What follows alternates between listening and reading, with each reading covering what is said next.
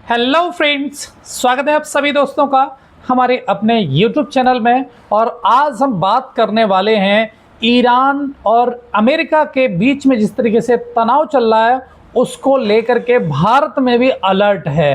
कैसा अलर्ट है? प्रधानमंत्री नरेंद्र मोदी जी ने भी जो है अपनी स्पीचेस में लोगों से अलग अलग प्रकार की जो है आर्थिक जो जिस तरीके की स्थिरता अस्थिरता भी बनी हुई है उस पर जो है अपील की है। वो कौन कौन सी अपील थी और क्या क्या बताया, चलो उसी पर थोड़ा सा बात कर लेते हैं। सबसे पहले देखिएगा जो मोदी जी हैं उन्होंने क्या कहा है, पेट्रोल और डीजल की खपत को घटाएं, है ना, तो कम करने के लिए बोला है। लेकिन आप सबको मालूम है अच्छे से, अभी जिस तरीके से पश्चिम बंगाल के अंदर लगातार जो है रैली पर रैली हो रही थी, लगातार गाड़ियां भाग रही थी, लेकिन उस पर उस समय किसी को विचार करना नहीं था। लेकिन आम जनमानस को क्या करना है, पेट्रोल का कम करना, उसका इस्तेमाल कम करना है, ये कहना है हमारे प्रधानमंत्री जी का। जिससे नागरिकों को तेल से संयम तरीके से उसको इस्तेमाल करना है। इसके बाद में बात आती है सोना खरीदने की। तो देखिएगा भाई, अब 1 साल तक अब आपको कोई सोना की कोई चीज़ नहीं खरीदनी है ना। तो क्यों नहीं खरीदनी है? चाहे वो शादी हो, कुछ भी हो, लेकिन किसी को नहीं खरीदना है। हम जानते हैं भारत हमारा ऐसा एक देश है जहाँ पर बहुत सारे नियम ऐसे जिनसे बने जाते हैं, ठीक उसी समय उसका दुरुपयोग भी शुरू हो जाता है उसी समय। तो कहीं ना कहीं बहुत सारे बेचारे ऐसे भी लोग हैं जिनको सोना लेने की वैसे भी औकात नहीं है, क्योंकि अब 1.5 लाख से ऊपर पहुंच गया है। तो सबके बस की तो वैसे भी बात नहीं है। हाँ, जिनके पास मोटा पैसा है, और आप लोग जानते हैं किसके पास इंडिया के अंदर सबसे ज़्यादा बड़ा पैसा है, या तो वो लीडर हों या तो वो एक्टर हों। और किसानों के पास क्या रखा है वाला, तो वो तो कुछ खरीद नहीं सकते ना। तो इसलिए यहाँ पर भी छोड़िए। इसके बाद में कहा कि वर्क फ्रॉम होम करिए, मीन्स काम करने के लिए भी कहीं मत जाइए, वर्क फ्रॉम होम करिएगा, है ना। ये भी कहा है, जो कंपनियां अलग अलग प्रकार की उनसे भी अपील की गई है कि जितना हो सके घर से काम करवाएं, है ना, जिससे सड़कों पर आने जाने से जो गाड़ियों में लगने वाला पेट्रोल डीजल है वो थोड़ा सा बच सकेगा।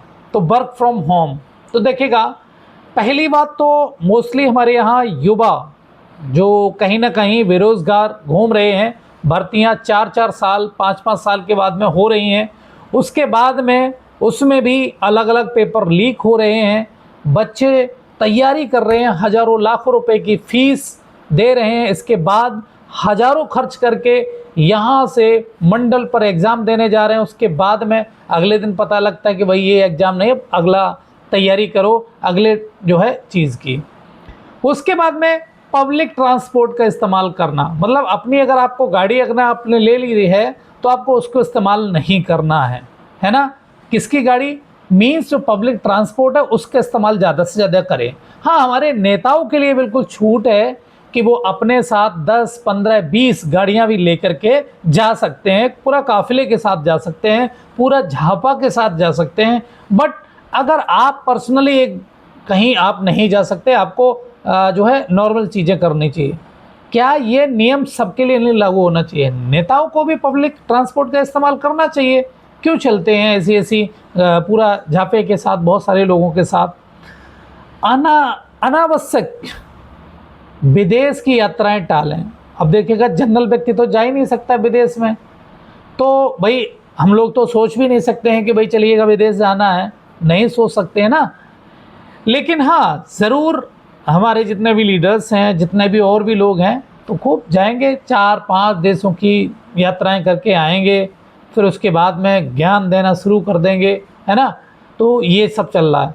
खाद का उपयोग कम करना, भाई अब किसानों को जो है खाद भी नहीं लगानी है, ठीक है, जैसी भी पैदावार हो वो करिएगा, बट खाद का कम से कम इस्तेमाल करिएगा, है ना। ये कहना है कि भाई आपको जो है खाद अपने खेतों में इस्तेमाल ना करें, क्योंकि हम ऐसे ही जब दोगुनी आपकी आय कर रहे हैं, 2000 रुपये दे ही रहे हैं, है ना, तो कहीं ना कहीं उसको भी नहीं करना। सड़क के बजाय रेलवे पर ज़्यादा जाइए, रेलवे का इस्तेमाल करिएगा ढुलाई के लिए और भी चीज़ों के लिए, ये भी हमारे यहाँ कहना है हमारे प्रधानमंत्री जी का। तो देखिएगा कुछ चीज़ें तो ठीक हैं, लेकिन वहीं जब चीज़ें लग जाती हैं कि हमारा अपना लीडर, आपके अपने मिनिस्टर जब एक रैली में जाते हैं, एक जगह पर जाते हैं, उसके पीछे भीड़ लगी होती है, तो कम से कम सबसे पहले तो मुझे लगता है कि लीडर से ही बोलना चाहिए कि भाई बिल्कुल आप नहीं जाएंगे, बाइक पे जाइएगा, अपनी कार से भी जाना है तो सिंगल जाइए, और आपके साथ में जो 10-5 गाड़ियाँ और बड़ी बड़ी गाड़ियाँ चलती हैं उनका इस्तेमाल कम से कम करें। विदेश में आप खुद, आपके मिनिस्टर, बहुत सारे लोग लगातार जा रहे हैं, कोशिश करिए कि ना जाएं। तो कहीं ना कहीं बंदिशें लगातार सरकार ने आम जनमानस पर ही लगाई हैं। और वैसे भी पिस्ता कौन है, जो नीचे तबके वाला व्यक्ति होता है उसी को सबसे ज़्यादा कष्ट होता है, वही सबसे ज़्यादा समस्या को झेलता है। अदरवाइज़ तो सबको कोई प्रॉब्लम, जिसके पास पैसा उसके पास सब कुछ है, वो सब कुछ कर सकता है ईजिली, है ना। तो मुझे लगता है हालांकि देश में ऐसी संकट आता है तो निश्चित तौर पर हर देशवासी इस प्रकार की चीज़ों में साथ खड़ा जरूर रहता है, लेकिन कहीं ना कहीं लीडर्स को भी इस चीज़ को सोचना चाहिए कि हम जब दूसरों को ऑर्डर दे रहे हैं तो हमें भी उन चीज़ों को पालन करना चाहिए, है ना। नहीं तो केवल प्रवचन देने से कुछ नहीं होता है, आपको भी उसी लाइन में खड़ा होना पड़ेगा, उसी लाइन में जाना पड़ेगा, तभी चीज़ें बदलेंगी। तो निश्चित तौर पर मैं हमारे जो देशवासी हैं उनसे ज़रूर कहूँगा कि भाई प्रधानमंत्री जी हैं, उनकी बातों को ज़रूर सुनिएगा। बट लेकिन कहीं ना कहीं सरकार जिस तरीके से हमें विश्व गुरु और वो सब चीज़ें बना रही थी, तो उन चीज़ों पर भी विचार करना चाहिए। क्यों अमेरिका आखिर और ईरान ये सब क्यों हम लोगों को आंख दिखा रहे हैं, तो हम लोग भी तो बोल सकते हैं कि भाई क्यों आप इसमें ऐसा कर रहे हैं। तो कहीं ना कहीं आंख में आंख डाल करके बोलना चाहिए कि भाई हम भी आपसे कम नहीं हैं, तो उस चीज़ के लिए हमें भी अपने हक की लड़ाई लड़नी चाहिए।